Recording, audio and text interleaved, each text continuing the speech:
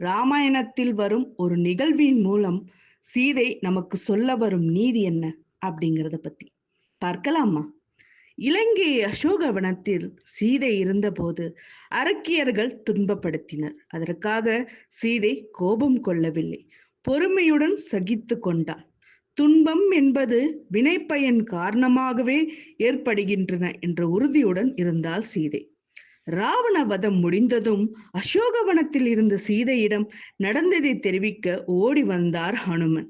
தாயே, ராமபிரான் போரில் வெற்றி வாகை சூடிவிட்டார், ராவணன் நலிந்தான் என ஆரவாரம் செய்தார் ஹனுமன். அதை கேட்டு மகிழ்ந்த சீதை, ஹனுமனே, முன்போர் நாள் நான் உயிரை மாய்த்து கொள்ள நினைத்த போது ஆறுதல் கூறி காப்பாற்றினாய். சிரஞ்சீவியாக வாழும் பாக்கியத்தை ஏற்கனவே உனக்கு வரமாக அளித்தேன். முன்பே விடவும் அதிக மகிழ்ச்சி தரும் செய்தியை இப்போது சொல்லியிருக்கின்றாய். அதற்காக என்ன வரம் வேண்டும்? கேள், தருகின்றேன் என்றாள்.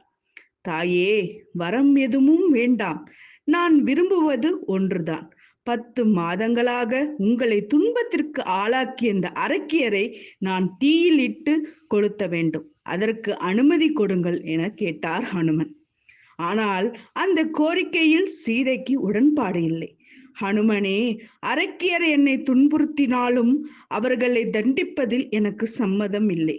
நான் இப்படி துன்பம் அனுபவிப்பதற்கு காரணம் முன்பு செய்த தீய செயல்களின் விளைவே ஆகும். பொன் மானாக வந்த மான் மீது ஆசைப்பட்டு அதை பிடித்து வர என் கணவரை அனுப்பினேன். நீண்ட நேரமாகியும் அவர் திரும்பவில்லை. லக்ஷ்மணா, லக்ஷ்மணா என்ற அபயக்குரல் எழுப்பினார். பதறிப்போன நான் பர்ணசாலைக்கு காவலாக நின்று கொண்டிருந்த லக்ஷ்மணனை போய் பார்க்க சொன்னேன்.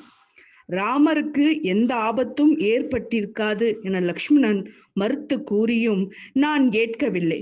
கடும் சொற்களை வீசினேன்.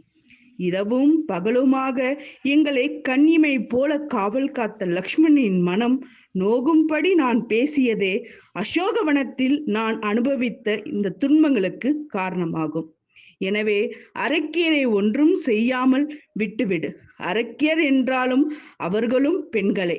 அவர்களுக்கு தீங்கிழைத்து பாவத்தை தேடிக்கொள்ளாதே என நல்வழி காட்டினாள் சீதை. உண்மையை உணர்ந்த ஹனுமனும் அமைதியடைந்தார்.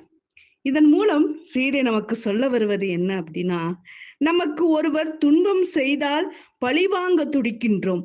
ஆனால் அது தவறு. துன்பம் ஏற்படுவதற்கு காரணம் நாம் செய்த முன்வினை பாவமே ஆகும்.